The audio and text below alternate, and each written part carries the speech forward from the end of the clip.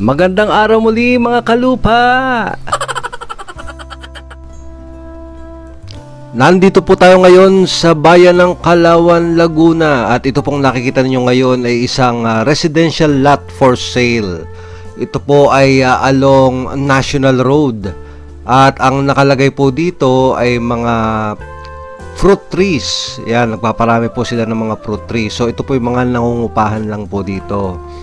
At syempre po pag nabili nyo itong lupang ito, kayo na po ang bahalang mag-develop po nito. Bali, aalis po dito yung umuupa.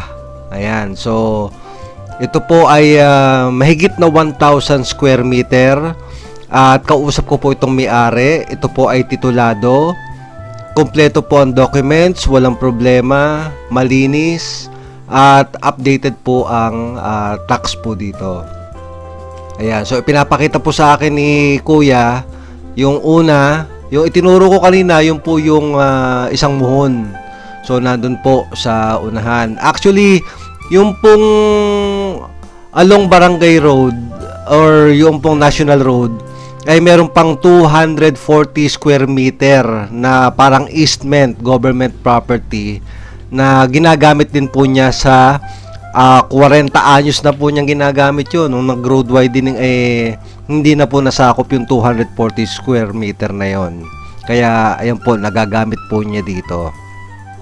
At ito nga po, panay halaman po dito. Panay mga fruit trees, nagpaparami po sila.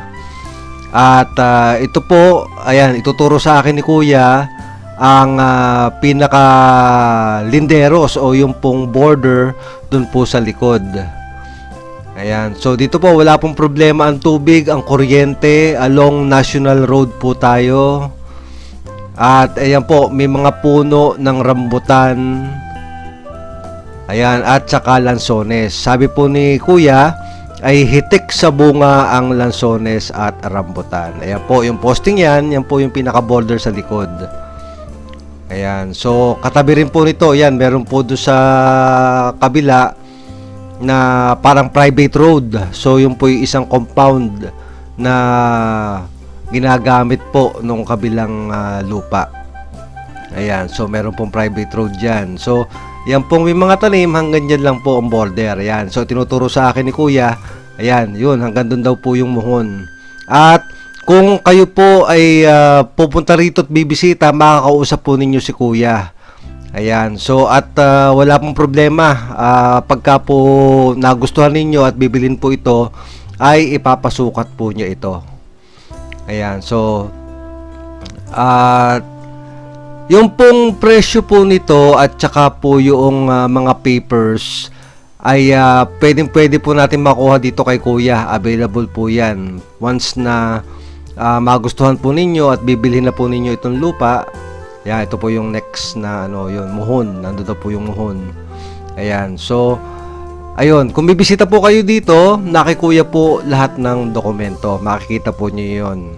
Ang price po nito ay ilalagay ko po sa description nitong video. Ayan, so ito po, tinutur po namin kayo para makita ninyo kung gaano kalawak, anong itsura po ng lupa. Ayan, relatively flat po ito. Walang problema sa kuryente, walang problema sa tubig. Ayan, kasi along National Road po ito.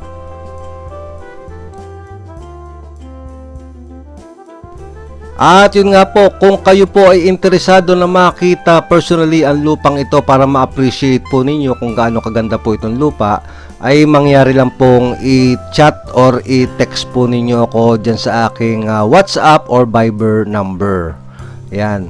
So, schedule po natin ang pagpunta po dito. Ayan, ito po ay sa bayan ng Calauan, Laguna. Ito po ay inuulit ko, mahigit na 1,000 square meter. At namumunga na po ang mga rambutan at lansones. Ang variety po ng lansones dito ay yung tinatawag nating doko. At hindi ko po na itanong kung ano yung rambutan, pero malamang ito po yung RR. Ayan, so tinuturo sa akin ni Kuya. Ayan, yun. So Yung po yung mga maliliit na lansones pero hitik daw po yan sa bunga. Ayan, mula daw doon sa ilalim, pataas, may bunga na po yan. 3 taon na daw po namumunga yung lansones.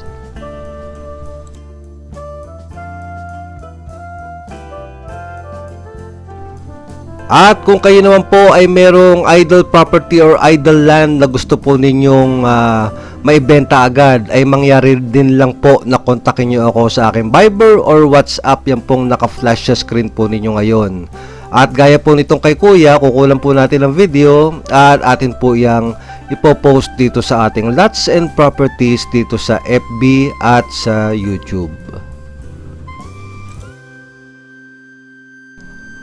Ang property ito ay along National Highway, kaya yung pong unahan nito pwede pong maging isang commercial area. Ayan, or kung gusto naman po ninyo ay private residence, pwede rin po. Ayan, so ito po ay pahaba. Ang likod po nito napakatahimik. Ayan, wala pong problema dito. Tahimik po yung lugar. Ayan, and then yung harap po ninyo, yan o, pala halaman, ganda po niyan. Or magtayo po kayo dyan ng parang commercial building or apartments, pwede po dito. Napakaganda po nitong lugar na ito, relatively flat at wala pong problema itong mga papel niya, malinis po. Kung nagustuhan po ninyo ang video, please hit the like button para po sa ikauunlad nitong ating channel.